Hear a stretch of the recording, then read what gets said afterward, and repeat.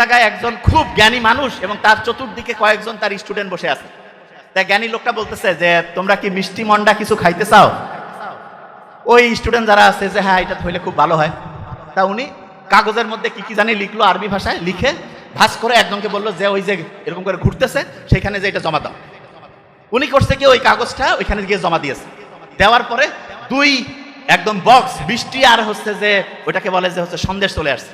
আসার পরে তো সবাই খুব মজা করে খাইলো। ওই যে স্টুডেন্টকে দিছিল হাতের লেখা সে কিন্তু যাওয়ার সময় একটু দেখে নিছে।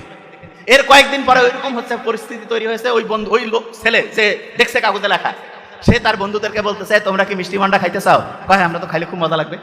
তো বলতেছে দাঁড়াও, ও চিন্তা করতেছে সাল লিখে দিছিল আমি দেখছি শিখে ফেলছি, এইটা যদি আবার আরেকজনকে লিখে দেয় তাহলে তো ও শিখে ফেলবে। ও বলতে তোমরা দাঁড়াও। ও সুন্দর করে ওটা লিখছে, লিখে গিয়ে ওইখানে ফেলে দিছে। প্রথমবার ফেলে দিছে, কাজ হয় না, কোনো মিষ্টি মন্ডা আসতেছে না। দ্বিতীয়বার ভালো করে আবার লিখছে, ফেলে দিছে, তবু কাজ হচ্ছে না, একটু কনফিডেন্স কমে যাচ্ছে, কি ব্যাপার হচ্ছে না কেন। শেষে আরো ভালো করে লিখছে, লিখে দিয়েছে।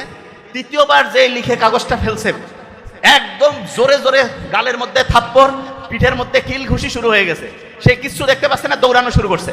দৌড়াইতে দৌড়াইতে দৌড়াইতে ওই যে জ্ঞানী লোক যে লিখে দিছিল মিষ্টি আর হচ্ছে সন্দেশ আসছিল তার কাছে চলে গেছে।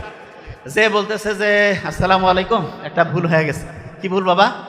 বলছে যে আপনি তো সেই দিন আমরা বসেছিলাম, ওই বাতাস হচ্ছিল, ওই সময় একটা জিনিস লিখে দিলেন মিষ্টি আর হচ্ছে সন্দেশ আসছিল, তা ওই লেখাটা আমি লিখে মুখস্থ করে রাখছিলাম আপনার ওই জিনিসটা। আজকে ওই ঘটনা ঘটছে, ওইরকম হচ্ছে যে বাতাসের প্রবাহ এরকম ছিল, আমি ওইটা লিখে বন্ধুদেরকে বলতেছি মিষ্টি আর সন্দেশ নিয়ে আসতেছি, একবার দিলাম দুইবার দিলাম কাজ হয় না, তৃতীয়বার দেওয়ার পরে আমার গালের মধ্যে থাপ্পড়, পিছনে কিল ঘুষি মারা শুরু করছে। কারণ কি হুজুর বলেন? হুজুর বলতেছে শোনো, ওই দিন ওরা যে যাচ্ছিল জিনের বাহিনী, তারা হচ্ছে একটা বিয়ের প্রোগ্রামে, ওদের একটা ভালো প্রোগ্রামে যাচ্ছিল, এই জন্য বললাম আপনাদের শুভ হোক, আপনাদের দিনটা ভালো কাটুক, ওদের প্রশংসা করলাম, করে দিলাম। ওরা বৃষ্টি মানে একটা মিষ্টি এবং হচ্ছে সন্দেশ উপহার হিসাবে দিয়েছে।